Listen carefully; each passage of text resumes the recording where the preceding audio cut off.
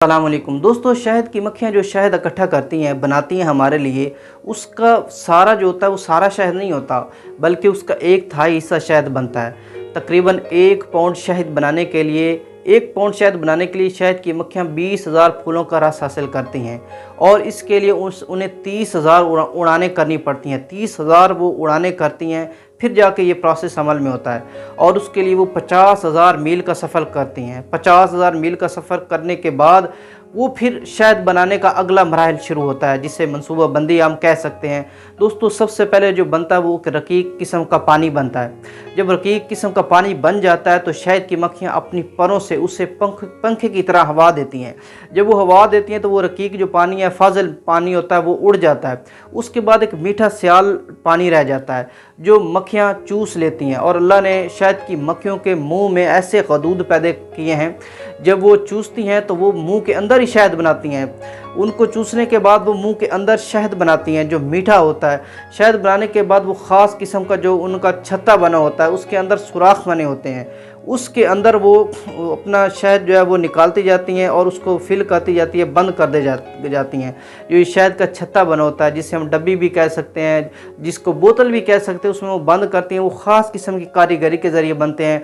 वो दूसरी शहद की जो मक्खी होती हैं वो उनकी ड्यूटी होती है उस छत्ते को बनाना, और कुछ की ड्यूटी होती है फूल ले आना, और कुछ जो होती हैं वो रस को चूसती हैं, अपने मुंह के अंदर लन जो उनके खदूद रखे हैं उनके अंदर ले जाती हैं। वहाँ वो शहद बनता है, उसके बाद वो उस छत्ते में फिल करती जाती हैं जो इंसान के काम आता है। दोस्तों, ये एक बाकायदा मनसूबा साजी होती है, उसके बाद जाकर अल्लाह इंसान के लिए ये शहद बनवाता है मक्खियों से। दोस्तों, अल्लाह चाहता तो ये तलस्माती तरीके से भी शहद हमें मुहैया कर सकता था, या पानी की तरह एक शहद का चश्मा भी बहा सकता था, लेकिन नहीं, अल्लाह ने असबाब का तरीका इस्तेमाल किया।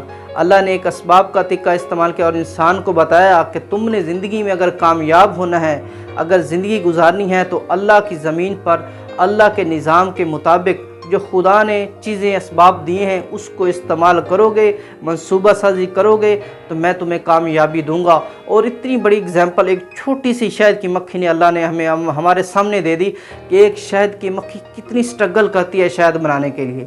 एक छोटी सी शहद की मक्खी है, वो 30,000 उड़ाने भी उसने उड़नी है, 20 लाख उसने रस का फूल भी लेकर फूलों का रस भी चूसना है, तो उसके बाद उसका वो प्रोसेस शुरू होता है। उसके बाद वो हमारे लिए शायद अल्लाह बनवाता है उनसे। तो ये देखें, दुनिया में भी अल्लाह ने मनसूबा साजी रखी है। इसलिए इंसान हो या कोई भी चीज़ है, जब तक वो अपने मनसूबा साजी नहीं करेगा, जो अल्लाह ने एक निज़ाम असबाब दिए हैं उसको इस्तेमाल नहीं करेगा, तो वो कामयाब नहीं हो सकता। अल्लाह ने इसमें हमारे लिए एक बहुत बड़ा सबक रखा है ताकि हम अल्लाह के निज़ाम को समझ सकें, अल्लाह की चाहत को समझ सकें। अल्लाह कहता है कि तरीक़े के साथ चलो, मेरे हुक्म के मुताबिक चलो, मैं तुम्हें कामयाबी दूंगा, लेकिन निज़ाम वही चलेगा जो मेरा हुक्म है। तो दोस्तों, अल्लाह तबारक ताला हमें अमल के साथ ज़िंदगी गुजारने की तौफ़ीक़ अता फ़रमाए। वीडियो अच्छी लगी हो तो चैनल लाजमी सब्सक्राइब करें। अल्लाह हाफ़िज़।